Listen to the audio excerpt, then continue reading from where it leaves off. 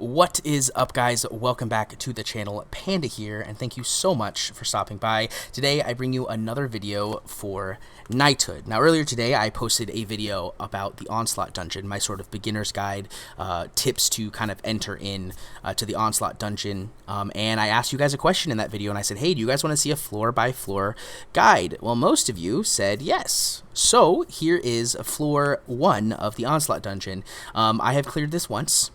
I only cleared it barely, so I want to make sure that I can continue to clear it in this video. So we'll see what happens. I don't know how it's gonna go, but we shall see. So let's see what happens here. We're gonna take an undead weapon because we're gonna be fighting undead peoples. I think that we're gonna bring Nara. Because she brings burn, and she's undead, which is great. And then we will bring, let's see, who else can we bring? Otis, maybe? He's strong versus armor, and he's undead, so he'll help with killing off these guys with the armor. Seems like a good idea. This lady right here will bring me some heals with her basic, which is really good. Yeah, I think that is the play. So let's do it. I think we'll build up ultimate at the start to get a burn from Anara. And since she's undead, that should do a lot of damage. Plus, it'll also get a little bit of damage on the boss because he's in the backline. I believe AoEs hit the backline. I guess we'll find out. If they don't, you'll see in this video. Let's see what happens. So we're going in here looking all fly and shit. Alrighty, he's going to do his first summon. So he summons 2 minions at a time. He does this every turn, up to a maximum of 4. So if we keep 1 minion alive, he'll summon 2, and he'll leave us with... well, because we'll leave him with 1, so he'll summon 2. But then once he's got 4, if we kill 1, he'll only summon 1 per turn. And it's important to keep him summoning every turn, because when he doesn't summon, he'll attack us, and if he doesn't have anything to summon, he won't attack us, which means or then he will attack us, which means we're going to take a lot more damage.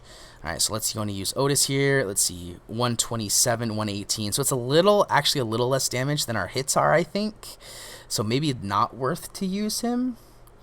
Let's see how much this does, because I actually don't know. I wasn't paying attention. So this does 321. So yeah, maybe not worth to use. Alright, we're going to go ahead and heal here just because it applies the protect, so we'll take less damage as well. Which is very nice.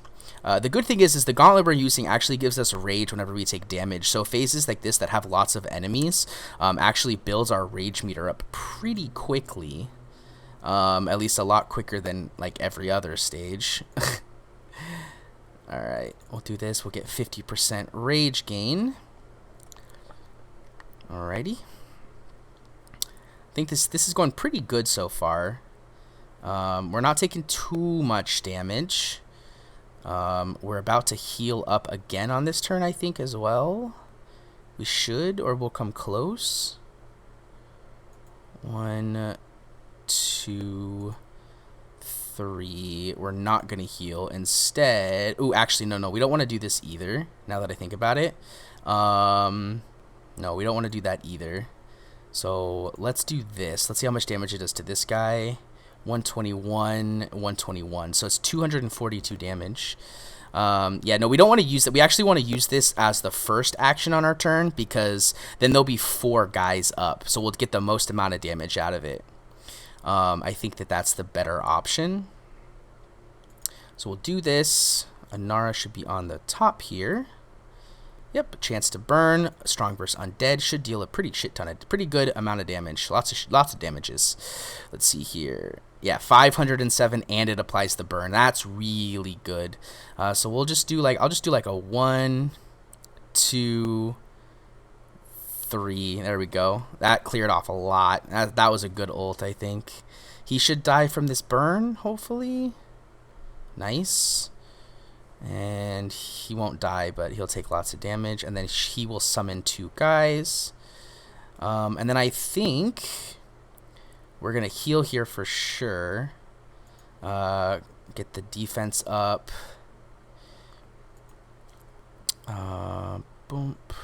He'll die. Boom. And boom. Okay.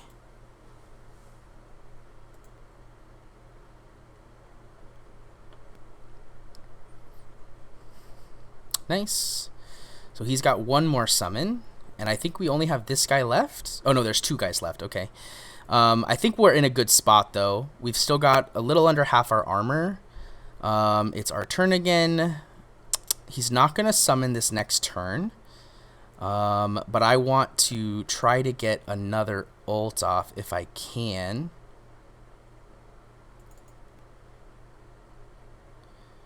All right. We'll just go ahead and do that. So he's got one guy left. We're in a pretty good spot. Did a decent amount of damage, not terrible though.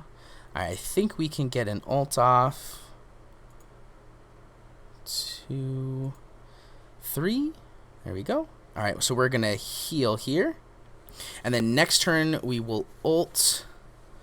I want to do this because I want to get that defense buff. Take less damage this turn. All right, we will ult here. And we're still going to apply the burn, even though she's not strong versus undead. The other guy's strong versus undead as well, and the burn just deals good damage in general. So we'll get this burn off. Nice, see 267 damage, not terrible. And then we will just hit 3 times. 1, 2, and 3.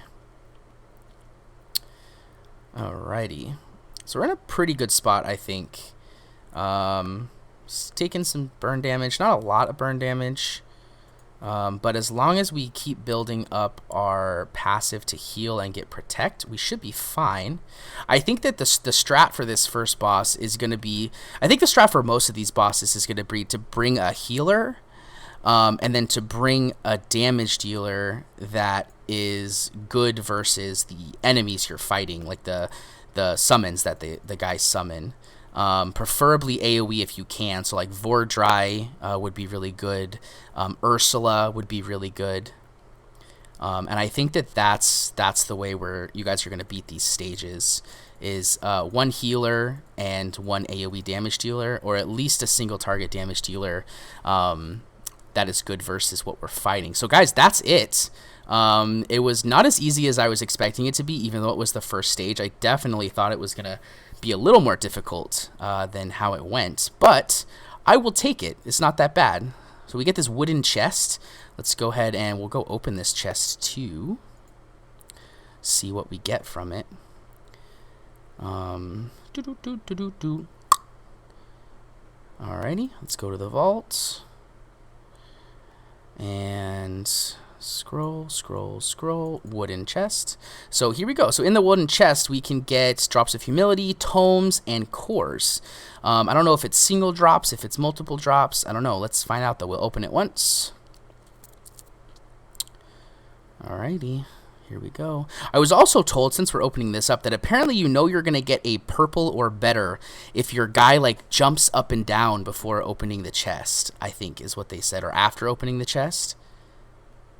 So it looks like probably not anything crazy from this. Oh, hero core. Okay. Used to buy hero type gauntlet upgrades. Nice. I'll take it. It looks like you just get one core for that. But like I said in the previous video, though, if you come over here to your gauntlet, these take a lot to upgrade. Like a lot. It's like 6 for some, 15 for others. Yeah, here 15, 6, and if it's like the previous gauntlet, they double after each upgrade. So if that's the case, you're looking at 15, 30, 60, 120, 240. I mean, that seems ridiculous. Oh no, maybe it was just added. So even though I think I actually just added, now that I think about it, so 15, 30, 45, 60, 75. That's a lot just for this one tab, right? So I don't know. I mean, I definitely think that it's a little more difficult than I thought. I definitely was thinking that, you know, I'd be able to clear maybe 2 or 3 stages with what I had access to, but it looks like just the one is probably what it's going to be like for a little while, guys. But either way, thank you guys so much for watching this video. I hope you enjoyed it. It seems like the best way to beat that, like I said, is just to bring a healer and then someone who's a good damage dealer versus, preferably, if you can, an AoE damage dealer, like I said, like Vordry or something like that. But yeah, I mean, I think that the first stage is probably pretty doable by those who have like just unlocked it, provided you have built the units. Which if you haven't built a Nara, build a Nara. I think I've said that in a couple different videos. I will definitely come out with a hero guide here in the future. But that, I think, is the best way to beat that stage, is to bring a healer who's good versus them if they have a damage deal, like a Nara has the burn with her ultimate. So I think that was a really good strat there, and then also a damage dealer that's good versus the target. So Otis, probably not the best. He didn't do that great for me, but he was also really under-leveled. So maybe if you've got him on par, like if I get to do a damage or a goblin stage, like let's see if there's a goblin stage coming up here. We can enter. Let's see if this is a goblin stage. Oh, it actually has goblins on it. So in this case here, I'd probably bring this guy, and he'd probably do perfectly fine against it.